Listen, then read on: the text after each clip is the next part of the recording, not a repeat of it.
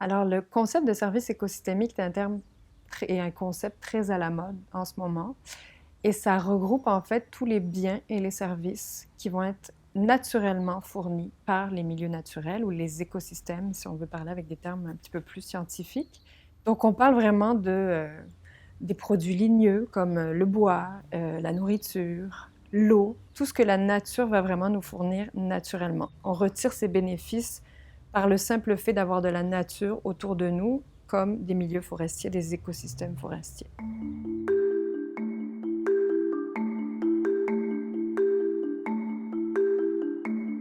Pour aider les décideurs et les politiciens, c'est vrai que regarder la nature avec une vision plus économique permet d'intégrer la valeur de la nature dans les discussions. On va chercher la valeur économique pour avoir finalement une unité commune. Les politiciens, les décideurs, les acteurs des milieux ont besoin de parler d'argent souvent, de comprendre en termes d'argent combien ça va rapporter, combien ça va coûter si on détruit, si on instaure un milieu, si on le restaure. Donc on va vraiment chercher, quand on est capable, une valeur économique pour que les milieux soient comparés à juste titre.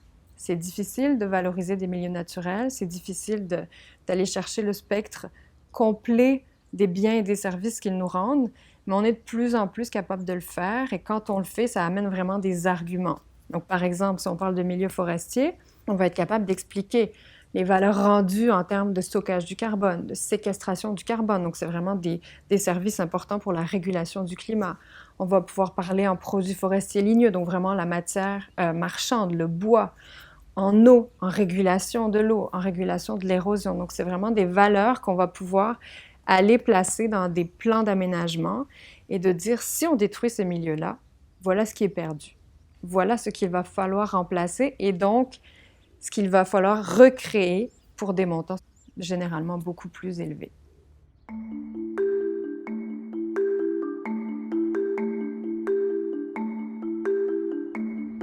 Les milieux naturels ont une contribution au bien-être humain qui est vraiment important. On peut parler de bien-être, de santé vraiment dans le sens large, santé physique, santé mentale.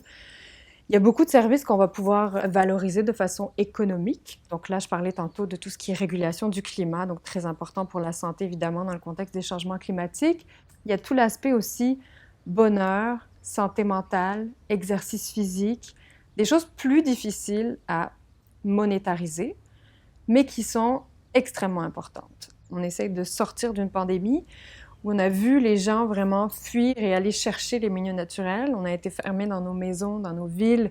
On a manqué de cette verdure. Si je rebondis sur une nouvelle qui est arrivée les dernières semaines, où on prescrit désormais des promenades dans le bois, donc minimum 20 minutes par semaine pour avoir un effet bénéfique pour la santé mentale. C'est nouveau, mais ça fait partie de tout ça. C'est une façon de valoriser les services rendus par la nature, de dire qu'un médecin nous prescrive là, si tu veux considérablement améliorer ton bien-être, diminuer ton anxiété, diminuer ton stress, je t'oblige à aller dans le bois, faire un câlin à un arbre, regarder les oiseaux, écouter la nature.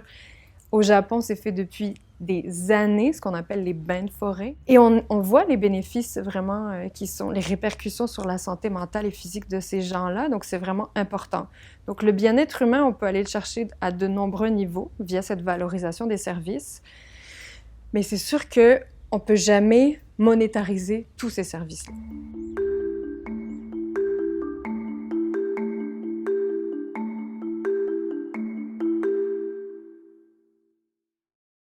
Donc, les milieux naturels ou les milieux forestiers rendent d'autres services que ceux associés au bien-être ou ceux dont on vient de parler qui sont relativement tangibles.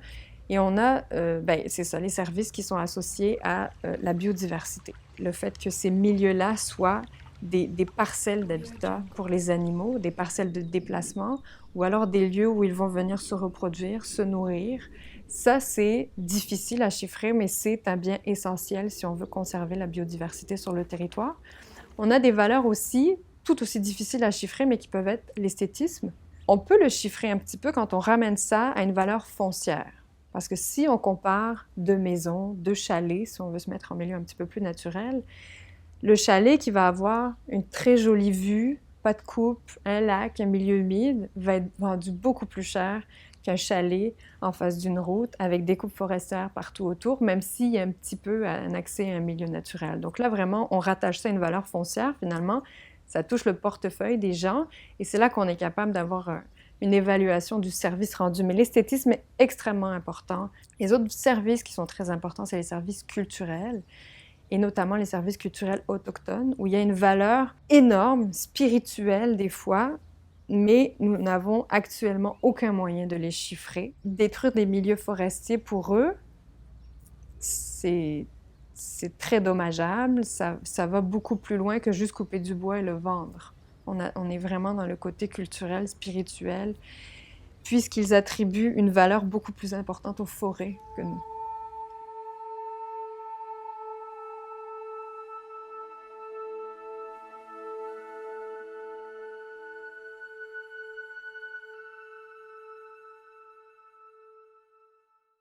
Donc, c'est vrai que, outre les services écosystémiques qu'on peut aller évaluer pour les milieux naturels, on a un aspect de connectivité écologique qui est vraiment important. Donc, la connectivité écologique, à l'échelle d'un paysage, ça revient à regarder nos milieux boisés, comment ils sont rattachés entre eux, comment ils sont liés dans une perspective de déplacement des espèces fauniques.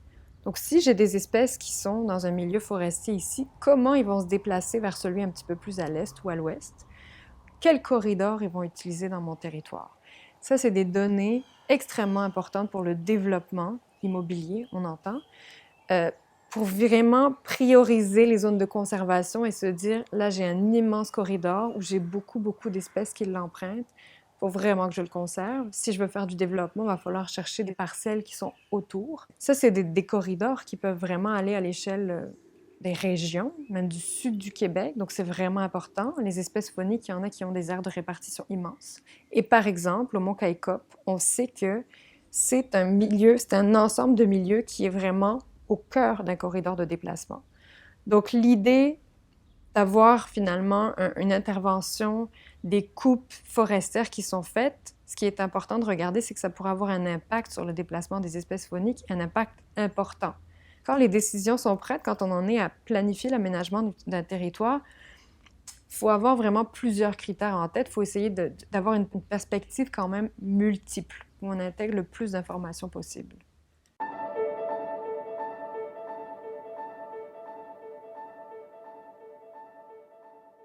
Donc, c'est vrai que le Mont Caïcop est particulièrement intéressant dans ce sens-là parce que c'est des milieux, c'est des vieilles forêts qui n'ont pas été touchées par l'homme, qui sont extrêmement riches de biodiversité, qui sont denses et qui abritent des habitats qui n'existent presque pas ailleurs au Québec. Donc, on parle aussi bien d'espèces fauniques que d'espèces floristiques. On a des espèces à statut qui sont répertoriées, des espèces menacées, en voie de disparition, des espèces vulnérables aussi. Donc, c'est un carrefour important dans les corridors et c'est aussi une source de biodiversité.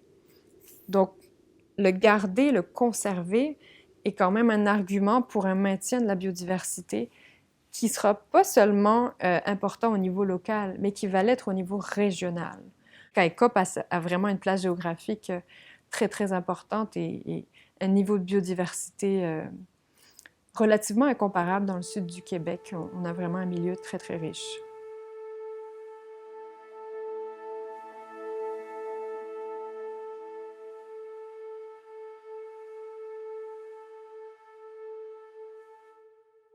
Si je reprends vraiment l'étude, ce qui a été fait, l'aboutissement, c'était de comparer deux scénarios. Un scénario où on s'en va vers de la conservation et un scénario où on intensifie les coupes forestières qui sont planifié pour le secteur en question. C'est sûr que quand on a un secteur où la principale source économique est la villégiature, faire des coupes autour, ça va impacter cette économie-là.